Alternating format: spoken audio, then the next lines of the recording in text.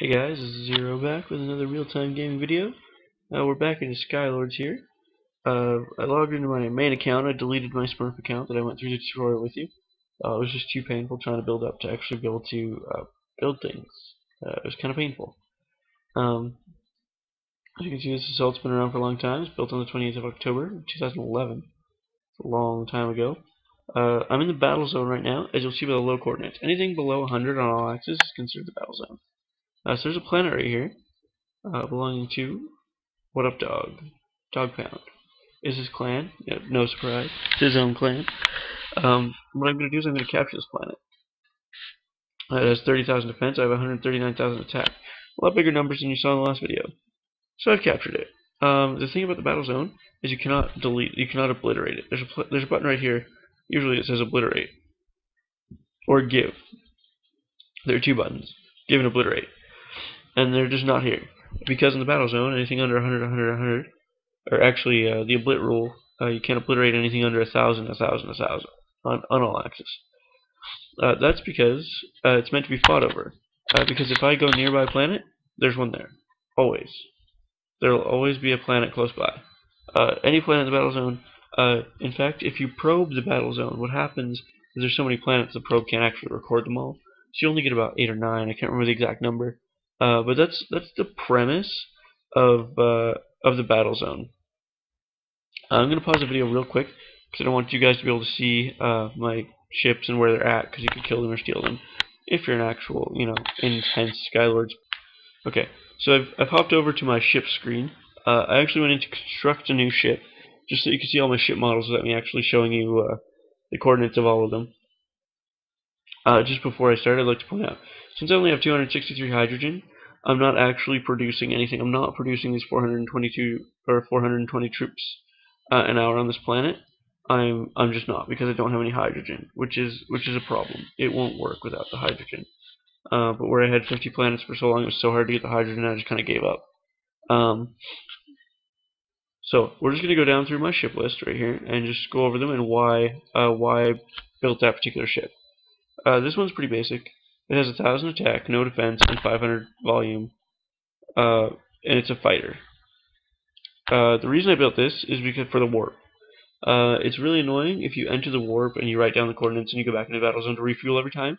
So I made it 5,000 volume because iron's not the big deal. As you can see, I have 3 million just on this planet, and I have 20 other planets that are the same, and I used to have 50. So I mean, it really wasn't a big deal. The attack is enough that I can kill something, but basically fighters are the only thing that can go through the warp, so I just needed to be a fighter ship, and that means the minimum attack is 1,000. So I basically just put the minimum attack on it so that I could use it to go through the warp, and I never really used it to kill anything. Super Spy, we talked about in the tutorial.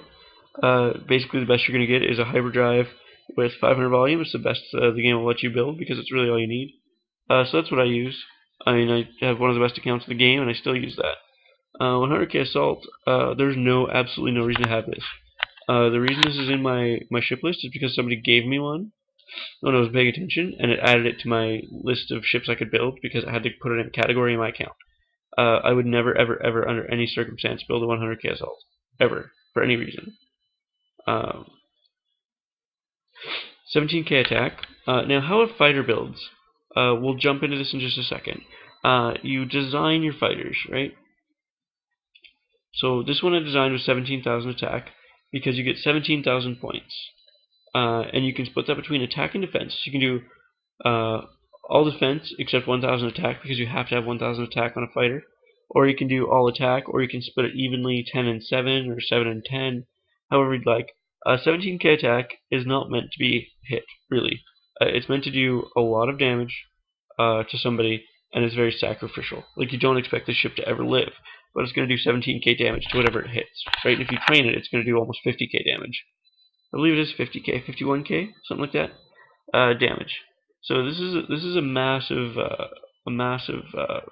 damage dealer, but it's not survivable. You don't attack turrets with it. You don't attack transports with it, unless you know that the transport isn't going anywhere. We'll talk more about designing fighters here in a bit. 2.5 million transport. You have to have one of these. Once you've played for a while, you need to build one of these, or you'll go insane, because it's the biggest. You can pretty much gather from anything with it. It's not hard to do. You can also move resources using the market, but it's easy to use the transport, and if you need to get it to an assault or something, you need to use the transport. So you need to have a big transport. 2.5 million is the biggest you can build, and I would highly recommend building it. Piracy is a must. Hyperdrive is a must on the ship model. Attack and defense, also 10,000 attack and 50,000 defense is the highest it can go. What happens with the attack? If another ship attacks it, it will attack back with that kind of power. So if a ship attacks me that doesn't do 50,000 damage, I will attack back with 10,000 and kill it or do 10,000 damage. You definitely need to do that so that nobody just like simply tops your transport without having, 5 or 6 experienced, experienced, trained, prepared fighters. Because it's a lot harder to pop a transport when you need that kind of firepower. Anti-homeworld. This is the fighter build used by everyone in Sklords except for me. We'll talk about this again later when we're talking about fighter design. But when you're attacking a homeworld, you wouldn't train your fighters. You just attack. Because your fighters can also go up to 200% experience, and that will triple their effectiveness, right? This would be 27,000 if you kill a certain amount. The way ships actually gain experience is fighters and transports gain experience by 1k attack and defense destroyed. So if I destroy a 1,000 attack fighter, I get 1% on my fighter ship. If I kill a 10,000 defense, 7,000 attack fighter, I get 17 experience. Assaults work on a 10,000 troop basis. So if you kill an SP Confederation planet that has 10,000 defense, you get 1 experience. If you kill a player planet with 500,000 defense, you get 50 experience. And that's how the experience works. The same with the transports and the fighters experience the same way. So we'll talk more about fighters specifically here in a bit. Anti-homeworld, I believe that's the same setup. Assaults. This is a 500k assault. You want to build it with the most amount of volume. You cannot put attack defense or change the engine or put piracy on it, so really it's very basic, but you need to have it at 500,000. Anything below that is a complete and total waste, and you will always fail at the game. Invisible ships are really important. They're invisible. We haven't actually talked about them before. I think I mentioned them in passing with a pro tip, thrown in. Invisible ships can't do anything except be invisible. You can put hyperdrive on them, so you can leave them on players' homeworlds, and you can look at other people's ships and see what's on them. If you want to bring in a transport, if it's worth it, you can leave them in the battle zone to kind of spy around. But they are invisible, and that's really the only thing they do. They don't take resources. They can't really do much. But you can use them to get intelligence. A little bit safer than a spy ship, although invisible ships can't actually spy on a planet like a spy ship would be able to, like we covered in the tutorial. Probe, we already covered this. Only need 100 volume. This is the best probe you're going to need. Hyperdrive is now required. Trainer. This is, I believe, let me see if I remember. Oh yes, this is for training either a ship shield, transports, or fighters. We'll just talk about fighters at this point because that's all you need to know. So, to train a fighter, you need to kill 200,000 defense, right? Or attack. If you build 4 transports with 50,000 defense and no counterattack, that gives you a fully trained fighter, 200%, and it will cost you 200,000 silicon, because 50,000 defense would be 50,000 silicon. But as you can see, again, not a big deal, right? So that's how you get fully trained fighters. That's the fastest way to do it, because if you attack this, it'll pretty much die right away, because it has no counterattack. They won't do any damage to your fighter and weaken it, which is great. Why a shield is a shield ship. As you can see, it only has 10,000 volume, yet it's a transport ship, but it's maxed out attack or counterattack and defense. The reason for this is you train it to like 120% or so, and what happens is when you're attacking a player's planet, you stack 100 or 200 of these ships on top of the planet. What this does, it makes it really, really, really hard to attack your assaults because you can't find them in the ship list because there's so many other ships on top of them. They're transports, and transports are ridiculously hard to kill because if they're at 120% with these stats, that gives it over 100,000 defense and 20,000 attack. which is enough to kill any fighter almost outright. No fighter's going to get more than 2 shots off at it. And the thing is, if a fighter attacks it, where you haven't maxed out the experience yet, if a fighter attacks it and dies, the experience gets higher, and therefore the attack and defense gets higher, and it makes it harder and harder and harder, progressively harder to kill. It's insanely hard to kill a ship shield before your planet's been destroyed. We'll probably cover that in another video, but ship shields are something you don't use until you're a little bit more advanced. And usually somebody in your clan will have one that will put in place for you, is kind of how that works. But yeah, they can be really scary if one's over your planet. And turret fighters, same layout again. I must have accidentally deleted my fighter layout. So that's all of my fighters, or all of my ships, and I'm going to hop into the create a ship screen. Just one second. Okay, so I'm in the create new ship model screen. As you saw, you can create assault ships, 500,000 volume, all that stuff, you can name it. But what I'm going to show you right now is going to be the fighter ship. Okay, so if you remember, we talked about turrets. The mechanic for turrets is they deal 2.5, 5, 7.5, or 10,000 damage to a fighter. Sometimes 0. They can roll 0 too. To a fighter. So it's always going to be a multiple of 2.5, if not 0, which ultimately is what you're hoping for.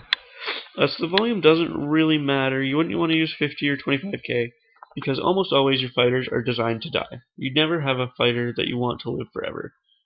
It used to be that you would, but at this point in the game, the way that ships have been kind of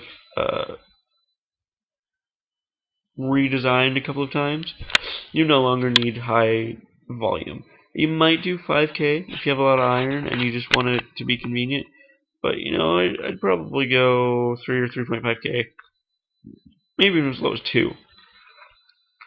Because really, you need to get from point A to point B, and then that's the end of the ship's life. You're going to attack turrets, or you're going to attack a transport, or you're going to attack something that's probably going to kill your fighters.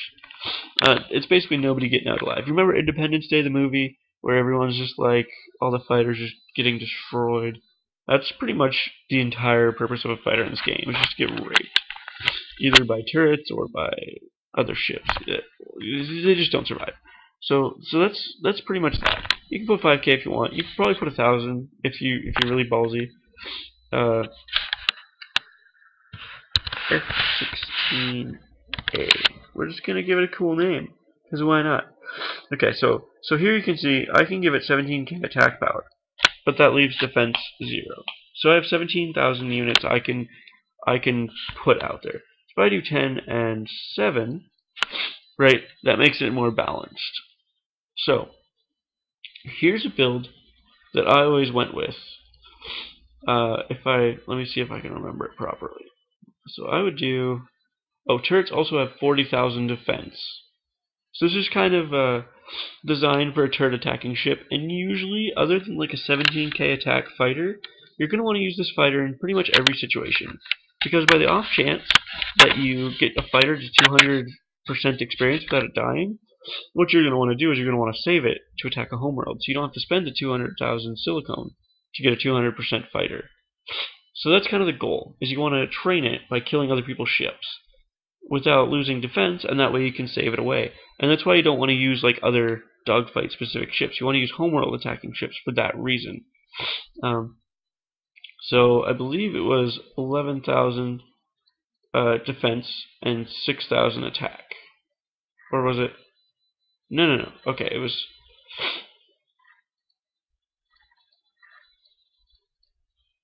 Okay, so here was my turret build.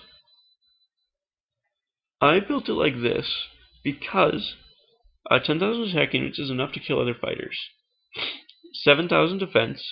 If you take into account the multiples of 2.5, if it rolls a 0, a 2.5, or a 5, which is more than half the options, I'll survive. My attack power is 10, because that means I will do 10k damage. Because it has 40k damage, we need to do everything we can to kill it in 4 shots. As you scale it up, it makes even more sense if you run the math. I'm just about out of time. Remember, questions, comments, rude remarks, always welcome. Play safe and always look both ways. I will see you later. I'll make another video right after this.